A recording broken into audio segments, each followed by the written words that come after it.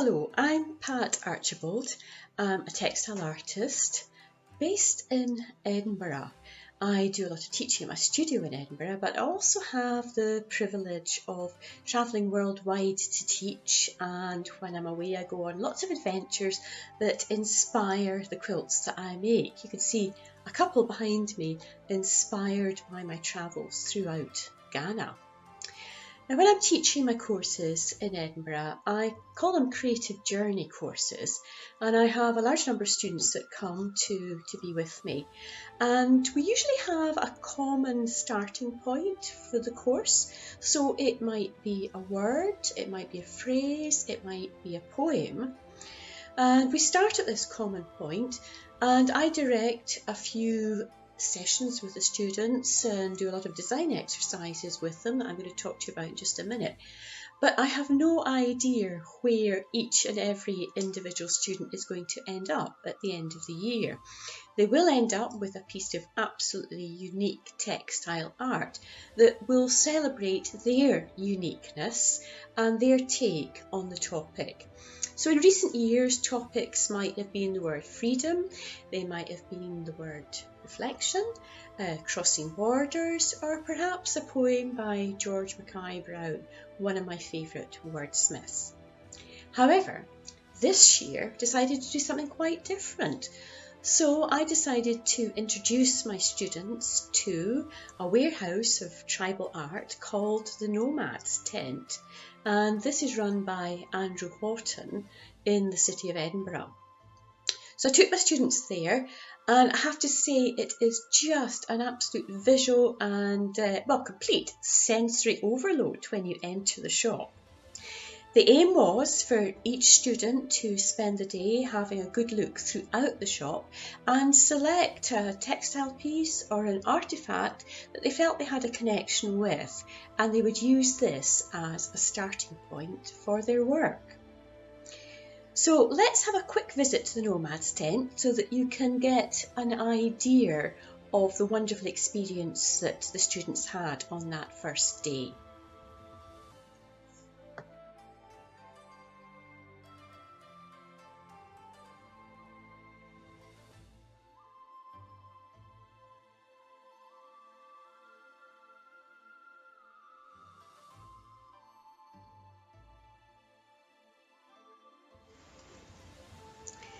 So you've had a wee look inside the Nomads Tent, and you've seen what a wealth of inspiration there is there, and you can see that the students were probably spoilt for choice and what they would actually select to be their object that would start them off on their creative journey.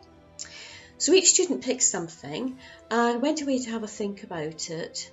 And there was a few things I wanted them to do before we met the next time at the studio. I really wanted them to think laterally about the object that they had chosen. And I wanted them to consider things like, where was their object made? Would it have been, which country would it have been made in? What tribe might have made it? Would it be made in a workplace? Would it have been crafted at home? Who made their object? Was it an individual? Was it a group? Perhaps it was a cooperative. And would the maker have served an apprenticeship? What would the working environment be like? And maybe think about the design process that craftsperson had gone through. Patterns might be handed down through families. Was it a more contemporary approach that was taken to the crafting of this object? Was it freeform? Was it planned? And maybe also consider what tools the craftsperson might have used. What raw materials were selected as well? Were they available locally or did they have to be imported?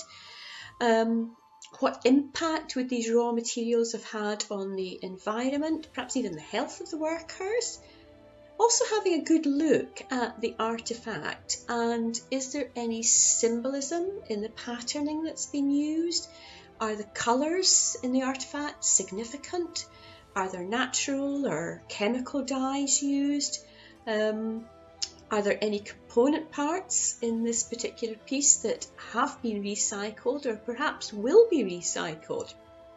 So I wanted to kind of scope out their areas of research before they came back to the class, so that they had a little bit more wealth of information that would lend itself then to how they explored their topic. So let me now lead you through some of the design exercises that we did over the first few sessions, primarily concentrating on pattern and colour and shape and form.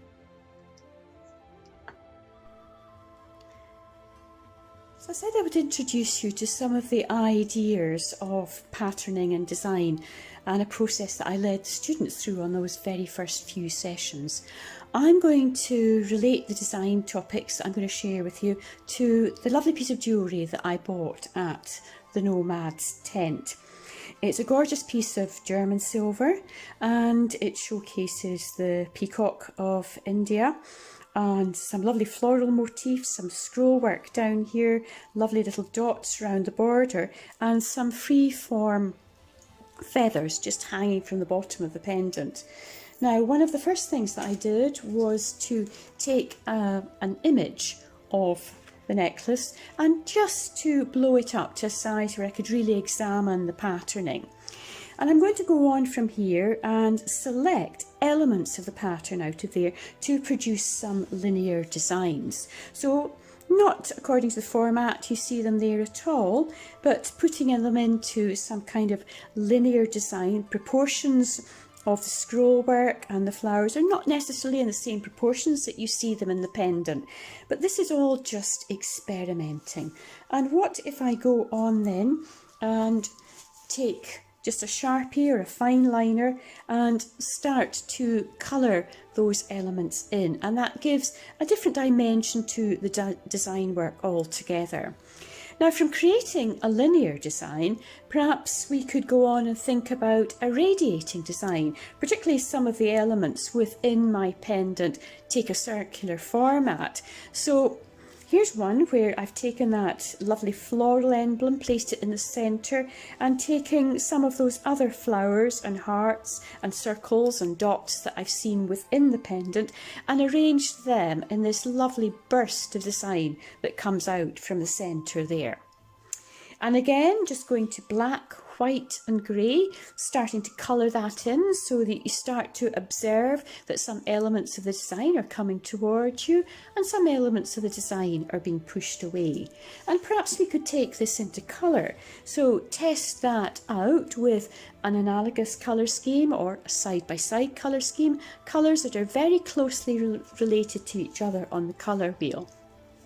Let's dip into another colour scheme. So this is a triadic colour scheme, and this time these are colours that are on the colour wheel that are equidistant to each other, form a triangle if you were to join them up by lines, and again that just gives a completely different look.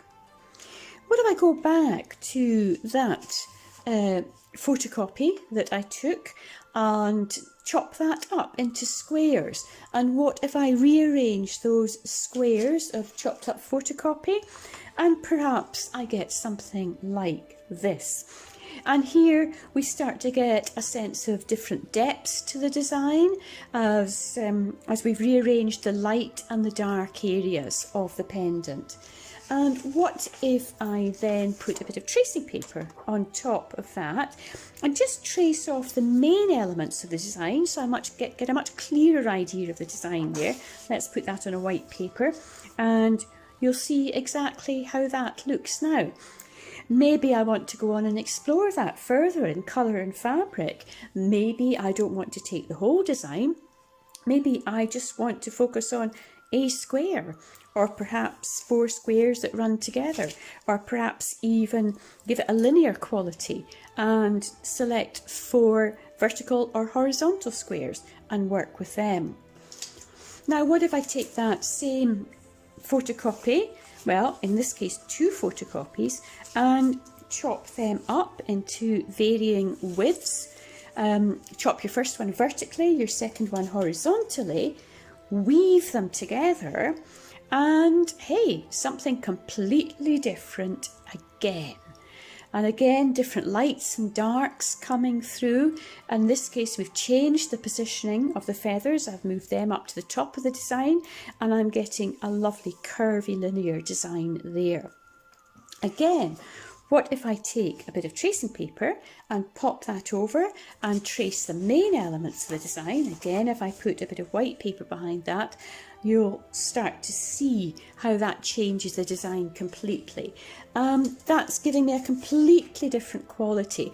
I'm actually loving this one a lot because I'm getting much more a sort of necklace quality to this particular design here, a nice flow of shape coming through. And perhaps it's this one that I will take on into a finished piece in fabric. Now, this is exactly what the students did for those first few sessions, just to immerse themselves in the design process and the creativity. And after this, the students moved on to develop their own design work intuitively, but according to principles of design. And they came up with their own very unique pieces.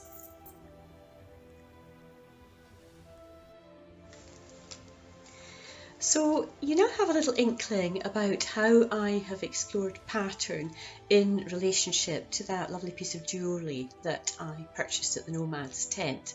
And I truly believe that you can create amazing pattern and design from absolutely anything. It's maybe just a little bit of hard work and thinking around your subject and how to rearrange things so that you produce something that is absolutely unique. And this is exactly what the students did. They explored pattern and colour in relationship to the artefact that they had chosen, whether that was patterning from a rug, whether it was elements of stitching from a textile that they had chosen, or whether it was a piece of painting on some pottery. But each and every student produced a lovely collection of work on paper at this stage, but some of them had also taken it into fabric, which is lovely. Now, having had a first few formal teaching sessions with me, it was now time for the students to expand their own ideas on design work and take their own aspect of their creative journey in relationship to the artefact and move forward with that. So they may have continued with working with some of the hard patterning on their object and rearrange that intuitively in a way that they would want to, or perhaps it was something a bit more ephemeral, perhaps a bit more spiritual, a bit more subjective that they chose to do in relationship to their artefact. And I have to say, this is the real excitement of this class, is just everybody celebrating their own meaning structure, the way that they view the world, and how then that comes out in their creativity. And you'll see in this exhibition of work that each piece is totally different from the piece that is next to it. And that just has to be celebrated. So enjoy the exhibition and take time to read the artist's statements because they will explain a little bit more about the background to each piece.